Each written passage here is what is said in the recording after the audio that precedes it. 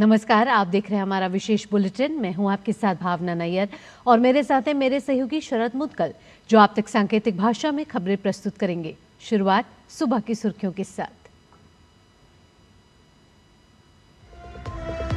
प्रधानमंत्री नरेंद्र मोदी इजराइल का 2 दिवसीय दौरा संपन्न कर स्वदेश लौटे। पीएम मोदी ने दोनों देशों के संबंधों को दिया विशेष रणनीतिक साझेदारी का दर्जा। कहा, आतंकवाद के खिलाफ दोनों देश एकजुट।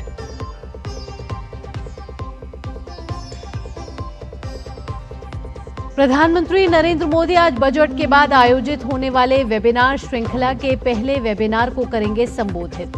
विकसित भारत के लिए प्रौद्योगिकी, सुधार एवं वित्त विषय पर होगी व्यापक चर्चा।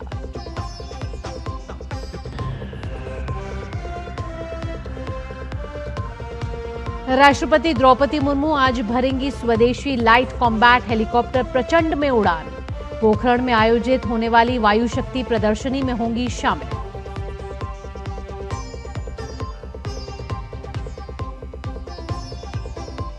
पाकिस्तान अफगानिस्तान के बीच बड़ा तनाव। पाकिस्तान के रक्षा मंत्री ने अफगान तालिबान के साथ खुली जंग का किया ऐलान।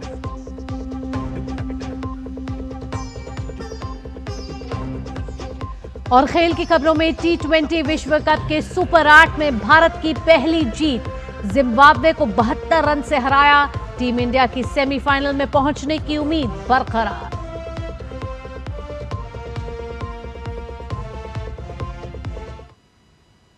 खबरें अब विस्तार से। प्रधानमंत्री नरेंद्र मोदी इजराइल का 2 दिवसीय दौरा संपन्न कर देर रात स्वदेश लौटे। पीएम की इस यात्रा के दौरान द्विपक्षीय सहयोग से जुड़े कई अहम समझौते हुए। पीएम ने इजराइल की संसद को संबोधित किया।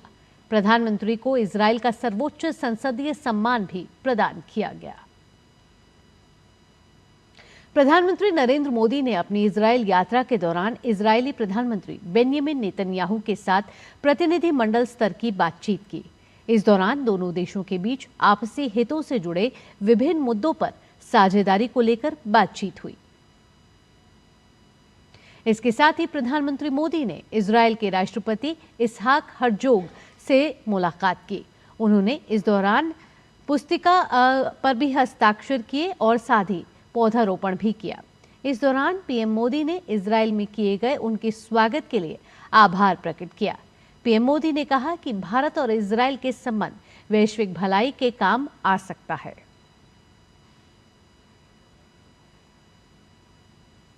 साथ ही पीएम मोदी ने यरूशलेम स्थित यद विशेम स्मारक पर श्रद्धांजलि भी अर्पित की। ये स्मारक होलोकॉस्ट यहूदी नरसंहार के पीड़ितों की याद में समर्पित है। यह पहाड़ी के पश्चिमी ढलानों पर स्थित है और यह 60 लाख यहूदियों की याद में बनवाया गया था, जो द्वितीय विश्व युद्ध के दौरान नाजी शासन के तहत मारे गए थे। यद विशेम में एक संग्रहालय, विभिन्न प्रदर्शनियां और व्यक्तिगत कहानियां हैं जो होलोकॉस्ट के भयावहता और उनके द्वारा किए गए अत्याचारों को दर्शाती है। पीएम मोदी यद विशेम परिसर के भीतर बुक ऑफ नेम्स प्रदर्शनी का भी उन्होंने अवलोकन किया, जो होलोकॉस्ट की त्रासदी की भयावहता को दर्शाती है।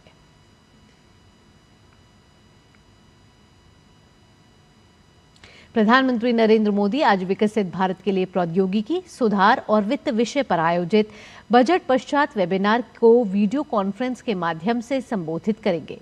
इस वेबिनार में सार्वजनिक पूंजीगत व्यय को बढ़ावा देना, अवसंरचना विकास, बैंकिंग क्षेत्र में सुधार, वित्तीय क्षेत्र की संरचना को सुदृढ़ करने, पूंजी बाजारों को मजबूत बनाने, साथ ही कर सुधारों के माध्यम से नागरिकों की जीवन यापन को अधिक सरल और सुगम बनाने जैसे महत्वपूर्ण विषयों पर व्यापक चर्चा की जाएगी। यह वेबिनार केंद्रीय बजट 2026-27 से उभरने वाले प्रमुख विषयों पर आयोजित किए जा रहे हैं और ये बजट पश्चात वेबिनारों की श्रृंखला में पहला है।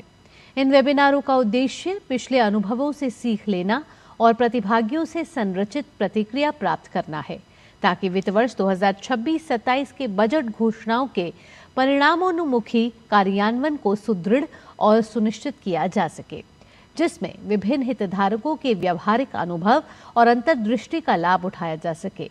इनमें उद्योग, वित्तीय संस्थानों, बाजार प्रतिभागियों, सरकार, उद्योग नियामकों और शिक्षा जगत के हितधारकों को एक साथ लाया जाएगा ताकि प्रमुख बजट घोषणाओं के प्रभावी कार्यान्वयन मार्गों पर विचार विमर्श किया जा सके। राष्ट्रपति द्रौपदी मुर्मू आज राजस्थान के दौरे पर हैं। राष्ट्रपति आज जैसलमेर में इंडियन एयरफोर्स के अभ्यास वायु शक्ति को देखेंगे। अभ्यास से पहले राष्ट्रपति स्वदेशी लाइट कॉम्बैट हेलीकॉप्टर LCH प्रचंड में उड़ान भरेंगे। यह मिशन 2 एयरक्राफ्ट LCH फॉर्मेशन में किया जाएगा, जिसमें chief of the air staff air chief marshal Amanpreet Singh दूसरे LCH में उड़ान भरेंगे। इसके बाद राष्ट्रपति शाम को भारत पाकिस्तान बॉर्डर के पास पोखरण फील्ड फायरिंग रेंज में इंडियन एयरफोर्स के मेगा डेमोन्स्ट्रेशन वायु शक्ति में शामिल होंगे। कार्यक्रम के दौरान इंडियन एयरफोर्स के अलग अलग एयरक्राफ्ट अपनी ऑपरेशनल कैपेबिलिटी दिखाएंगे। राष्ट्रपति के अलावा डिफेंस मिनिस्टर राजनाथ सिंह और मुख्यमंत्री भजनलाल शर्मा भी प्रोग्राम में मौजूद रहेंगे।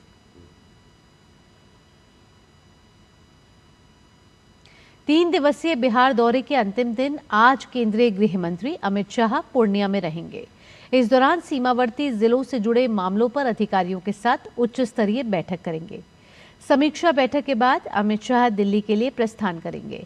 नेपाल और बांग्लादेश से नजदीकी के कारण रणनीतिक दृष्टि से महत्वपूर्ण सीमांचल में अमित शाह का दौरा राष्ट्रीय सुरक्षा को सुदृढ़ करने की दिशा में महत्वपूर्ण कदम माना जा रहा है।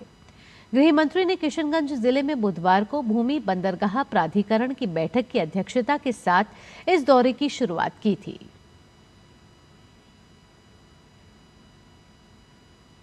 पाकिस्तान ने अफगानिस्तान के शहर काबुल और कंधार पर बमबारी की और इसके साथ ही पाकिस्तान के रक्षा मंत्री ख्वाजा आसिफ ने अफगान तालिबान के साथ युद्ध की घोषणा कर दी है। एक्स पर लिखी पोस्ट में आसिफ ने कहा कि सब्र अब खत्म हो रहा है, अब खुला युद्ध होगा। यह हमला उस घटना के कुछ घंटों बाद हुआ जब अफगान बलों ने जवाबी कार्रवाई करते हुए पाकिस्तानी सीमा सैनिकों पर हमला किया था।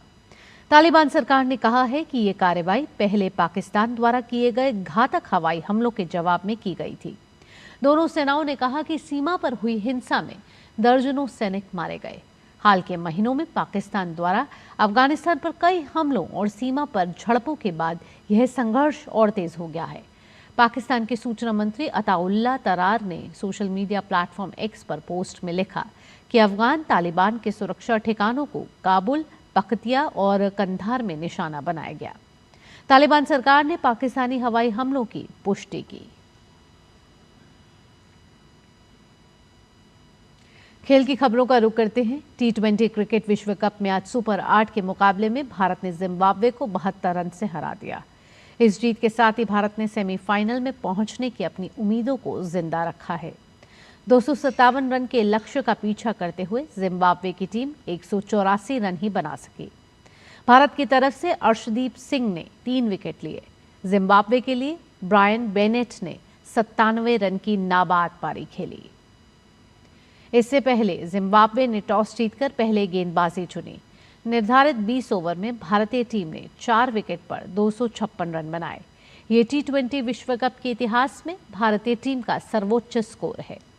भारतीय टीम की ओर से अभिषेक शर्मा ने 30 गेंद में 55 रन बनाए। ये अभिषेक शर्मा का T20 विश्व कप में पहला अर्धशतक रहा। वहीं हार्दिक पांड्या ने 23 गेंद में 50 रन की नाबाद पारी खेली। तिलक वर्मा ने 16 गेंद में 44 रन की तेज तर्रार पारी खेली। T20 वर्ल्ड कप में आज न्यूजीलैंड और इंग्लैंड के बीच ग्रुप 2 का मुकाबला होगा। ये मुकाबला कोलंबो के आर प्रेमदासा स्टेडियम में शाम 7 बजे से खेला जाएगा। टॉस 6:30 बजे होगा। ग्रुप 2 में इंग्लैंड ने 2 मैच जीतकर सेमीफाइनल में जगह बनाई है। न्यूजीलैंड अगर जीता तो ग्रुप में नंबर 1 पर रहकर सेमीफाइनल में जगह बना लेगा। वहीं इंग्लैंड जीता तो टीम टॉप पर फिनिश करेगी और ग्रुप ए में नंबर 2 पर रहने वाली टीम से सेमीफाइनल खेलेगी। अगर न्यूजीलैंड हारी तो पाकिस्तान को फायदा मिलेगा। 28 फरवरी को पाकिस्तान और श्रीलंका के बीच मुकाबला होना है। पाकिस्तान जीता और उसका रन रेट न्यूजीलैंड से बेहतर रहा तो टीम नॉकआउट में पहुंच जाएगी। इसी के साथ इस विशेष बुलेटिन में इतना ही। मुझे और मेरे सहयोगी शरद मुदगल के साथ फिलहाल के लिए टीम को दीजिए अनुमति। खबरों का सिलसिला यूं ही जारी रहेगा। नमस्कार।